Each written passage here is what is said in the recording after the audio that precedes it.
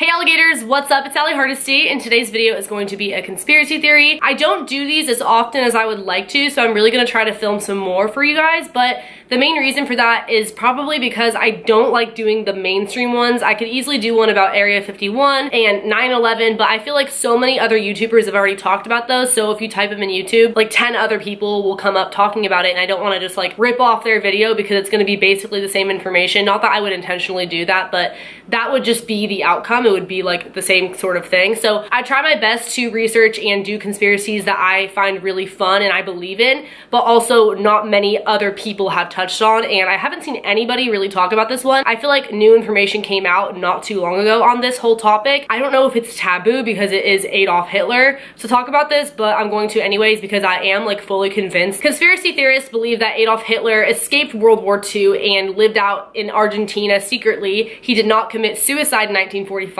as history states. If you guys are not familiar with Adolf Hitler, you should probably just click out of this video because he's really well known for being a mass murderer and the leader of the Nazis and all that stuff. He committed suicide with his wife Eva in 1945 in the bunker, and he put a bullet through his head. They carried out the bodies that same day. The Germans did, right? His people burned them.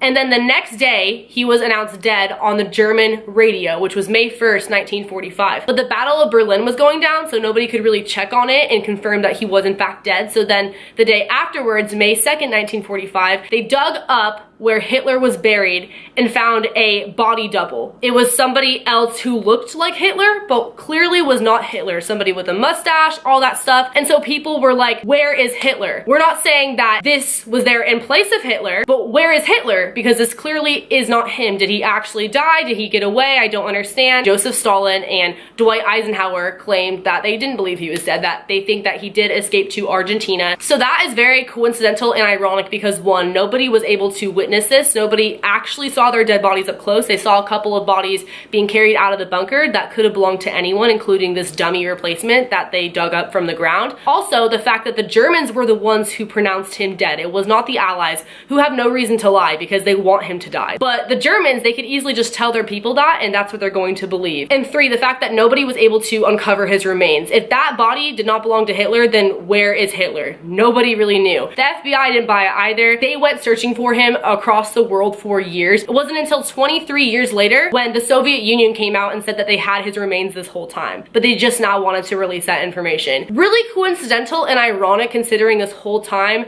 it's been said that nobody knew where his body was, nobody could prove or had hard evidence to show that he did in fact commit suicide. But all of a sudden, 23 years later, after people have been suspecting that he did get away, they want to come out with this new evidence, right? So what they had were a jawbone that supposedly, allegedly belonged to Adolf Hitler, and a skull, a fragment of a skull that had a bullet hole through it, just as described in his suicide where he shot a bullet through his head. So people were like, okay, this makes sense now, he really did commit suicide. Everyone no longer thought it was a conspiracy theory that he escaped. It wasn't until 2009 when an American did a DNA test on the skull, only to find that it belonged to a 40-year-old woman. So it was a fraud. It was a dummy. It did not belong to Hitler. That's just what they put out there so the media would shut up and people would think that he was dead and stop looking for him. So this raised a lot of questions. Everyone who at one point thought that he escaped and then thought that he died now thought that he escaped again because this just made it even more obvious that they were trying to cover this up. So this brings us back to the investigative report in 1945 when Adolf Hitler died with his wife Eva. The guy who wrote it was a professor in the study of medieval history, which makes no sense. He is in no way qualified to be writing this in the first place. But when somebody dies and there isn't actual proof like a body, you have to rely on witnesses. And so in the report, there were people who came out and said that they saw this, they saw the body, this and that, but that doesn't make any sense because nobody actually saw this happen. They could have heard a gunshot, which totally obviously happened because somebody died, but I believe that it was the impersonator of Hitler and his wife Eva. It was two other people that were not actually them that were shot and murdered in that bunker that day. But nobody actually saw this physically happen with their own two eyes, and when the bodies were carried out, nobody was at close enough distance to really be able to tell if it was Hitler and his wife or two other completely different people. And also the people who were interrogated by the Soviet investigators, mind you, not even the guy who wrote this report, later came out and retracted their statements as witnesses. So I think that they just lied lied and just said things because it doesn't make any sense. Nobody actually saw this happen. So his report of his death is completely invalid. It's misinformation. It's just not true. But they were able to cover this up somehow because, again, it's the Germans telling everybody this. So they're naturally going to believe their people, you know? Hitler's secretary, his name is Martin Bormann, knew everything about Hitler. He had his best interest. He was very, very close to Hitler, probably the closest person at the time. He had come up with this mastermind plan. Allegedly, World War II was just getting really, really bad, and he knew that he was going to have to eventually go into hiding. And the best case would be for everyone to think that he died so nobody would go out looking for him and trying to harm him. Like I mentioned already, conspiracy theorists believe that 2 dummy bodies were in fact murdered, while the real Adolf Hitler and his wife Eva were able to escape through the rat lines, which were underground tunnels